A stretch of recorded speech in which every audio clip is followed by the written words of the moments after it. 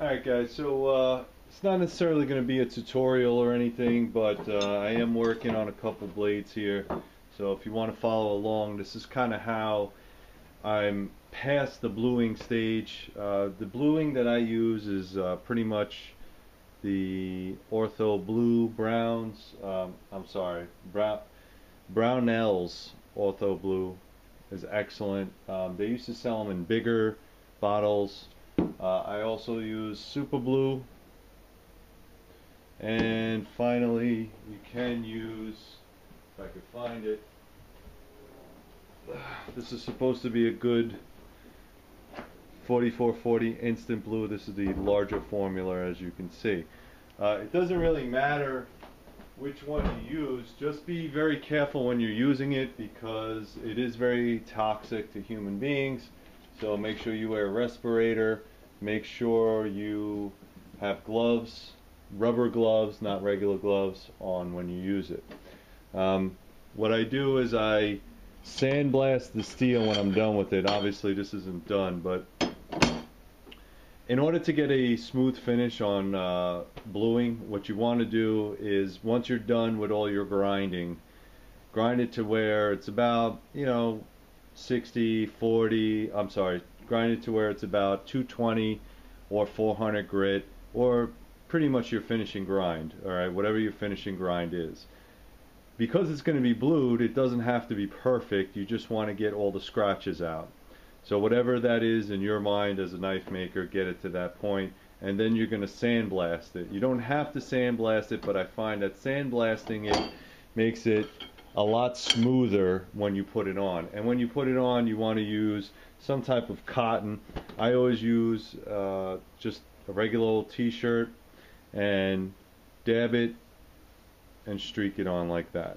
Okay, you're gonna have to do at least 3-4 coats to get it looking like this. Okay, it's not going to be dark right away. You are going to have splotching. You are going to have little spots here and there where it was darker in one area than the other. And then after every single coat, I use zero steel wool to do a brandishing. Okay, so I do my brandishing like this. Any way possible, get the unevenness out of the steel or out of the bluing marks. Okay, it's very simple to do. It doesn't take long. You're not trying to rub it off completely. You're just trying to brandish it and get all the dark to conform to all the same exact colors. That's all you really want it to do. And then just get your air hose, blow it all off, and you're good to go for the next stage. Alright, now with that being done, it is a little bit difficult to make the handles because once you put the handles on, if they're not exactly perfect, it's going to be a pain in the neck to ground these and then put on the handle. So if you glue on the handles and you still have all this bluing, but then you still have some high spots, and as you're sanding the back end of this, you'll see that the bluing will start to come off. Alright, don't panic, it's fine.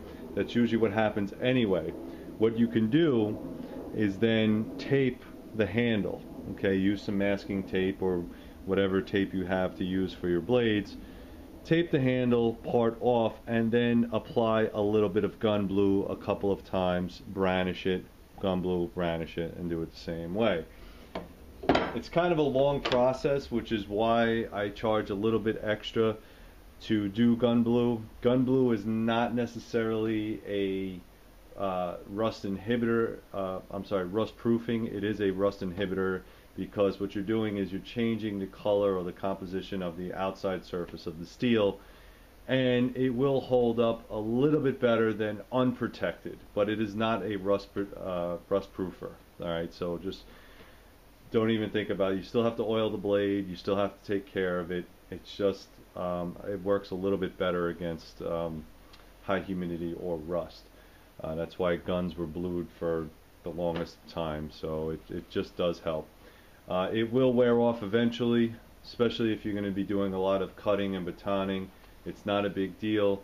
You just, if you want to reapply it, what I like about gun blue is you can just scratch out the area again with some steel wool, scratch off all the rust, re-gun blue it, brownish it, and you're good to go, and your knife is good to go again as well.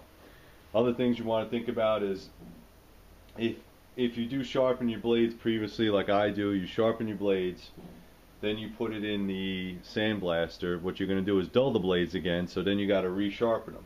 Well, don't resharpen them until you get them to this stage. Once you get them to this stage, I always like to sharpen my blades without the handles on it, because if anything happens, I could scrap the blade, start over, or I could regrind it and I could fix what I need to fix without the handles being glued on.